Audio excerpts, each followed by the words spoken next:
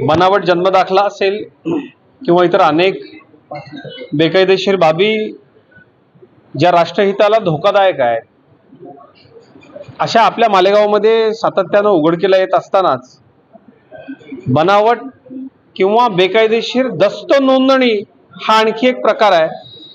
हैदराबादच्या निजामाचे पंतप्रधान असलेल्या सालार जंग यांचा वारस आहे असं सांगणाऱ्या एका इसमाची, त्याचं नाव आहे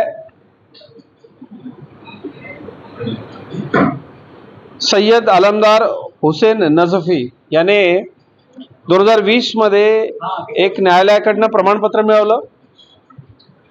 हा वारसदार आहे, मालक नाही असं स्पष्टपणे न्यायालयामध्ये त्याच्या सांगितलं आणि हे प्रमाणपत्र जमिनीच्या अंतिम मालकीचं प्रमाणपत्र नाही असंही या वारसदाराला प्रमाणपत्र देताना न्यायालयानं सांगितलं।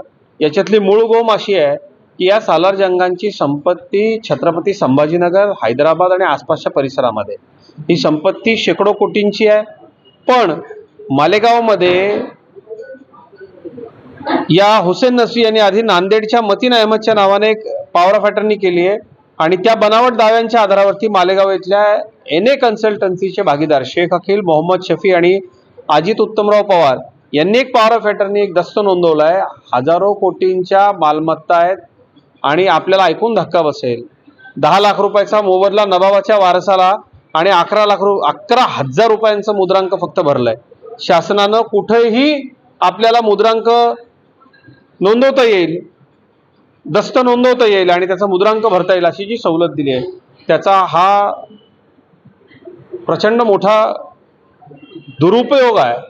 आणि सालार जंगाच्या संपत्तीशी संबंधित अनेक संपत्ती ज्या आहेत त्या छत्रपती संभाजीनगर, हैदराबाद, तेलंगणा या भागामधल्या सामान्य नागरिकांना विकल्या जाण्याची शक्यता आहे। मालेगावमध्ये पुन्हा एकदा अशा पद्धतीने ही बनावट दस्त नोंदणी झाल्यामुळं इथल्या एकूण प्रक्रियेच्या बाबतीमध्ये संशय उत्पन्न व्हावा आणि तो दृढ व्हावा अशी परिस्थिती मालेगावामध्ये आहे। आम्ही आज अधिकाऱ्यांना भेटलो, माननीय मंत्री महसूल बावनकुळे साहेबांना देखील या विषयामध्ये संपूर्ण पद्धतीनं हा विषय समजावून सांगितला जाईल। पण माझं एक आव्हान असेल की याच्याशी संबंधित लोकांनी प्लॉटिंग केलेलं आहे किंवा काही संपत्त्या विकण्याचा प्रयत्न केलेला आहे। महाराष्ट्रातले अनेक राजकारणी त्याला बळी पडत आहेत।